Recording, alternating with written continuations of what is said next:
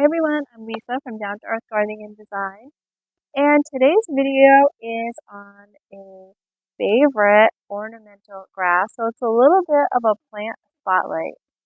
So I want to tell you about this ornamental grass here because I'm loving it so much, and I want to give you the real scoop, my experience with it. I want to tell you about it, and then last but not least, I'm going to give you a few design ideas for it. So if you love pink, clouds of pink, and you love easy care grasses, this is going to be a perfect grass for you. So this is pink muhly grass.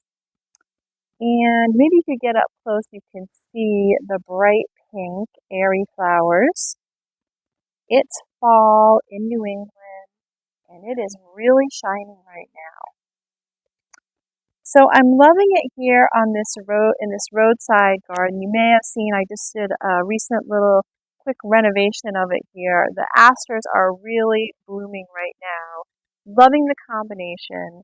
But what I really love about having this here is the sun comes up over the pond and the house is here behind us, and I can see from the house the sun shining through the pink flowers, and it is absolutely stunning. But not only stunning, very easy care plant. So just to walk you through a little bit about it, it is great for zones 6 through 9. I'm in zone 6A here in Connecticut, and it gets about 2 to 3 feet tall. I want to say this is 3 feet tall and about 2 feet wide. You can plant it from seed. This was a nursery plant that I planted about 3 years ago. And it does grow natively in the northern and eastern United States. So you will see it naturalized, which is really pretty. And it's a super low maintenance plant. So perennial grass that's very easy care, drought tolerant. This bed here, I don't have a nearby watering hose or anything, a water source to water it. It also gets a lot of sand and salt from the plowing here. The road runs right along this garden bed. And I think it looks really pretty mixed in with the coneflower, the asters, the Russian sage, and I have some other grasses in here. So I said I wanted to give you the real scoop.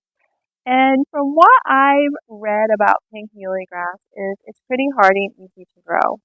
But I have to tell you that I have had to be really patient with this plant. So like I said, I planted this about 3 years ago, and honestly, it really didn't do much for the first couple of years. It was a super slow grower here in my zone anyway. It does love full sun. I've had it in full sun. I haven't, it doesn't like fertilizing, so I haven't done any of that. Just really given it some ideal conditions, and it took a while to take off. So much that I planted some for my neighbor as well, and within the first year, she had us pluck it out. She didn't want to be patient. She didn't have much hope for it. And to be honest with you, I was pretty doubtful too. This is my first experience with the pink muhly grass. I like to try things in my gardens before I plant for my clients, and also just to use it as a test garden to let all of you at home know what's going on.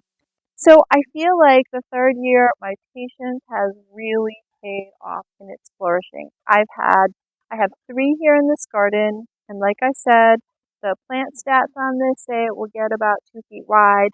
I'm hoping for that, and I would love that, and I would even be willing to plant more.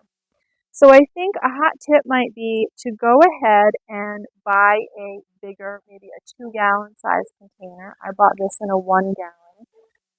And like I said, you can plant start from seed, but then you'll have to have a little more patience. So as far as care, it's your choice if you want to leave this through the winter or not. You can either cut this in the fall or cut it right down to the ground in the spring. And that's it, folks. That's all there is to it. I'm probably going to leave mine because I'm enjoying it so much. And I like to see the birds and whatnot have a little nesting material and just something here in the garden. So design-wise, I've got mine in kind of an informal border here with some other grasses, but you could also mix this up in your cottage garden. You could pop it around. It would be a fantastic mass planting. So I just imagine this in front of a white fence. It would really show off.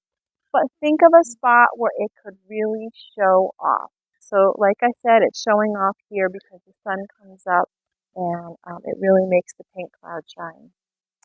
So that's it for today. I hope you enjoyed our video, our little plant spotlight. If you did, please tap like and hit subscribe to our channel because we have lots more gardening videos coming your way.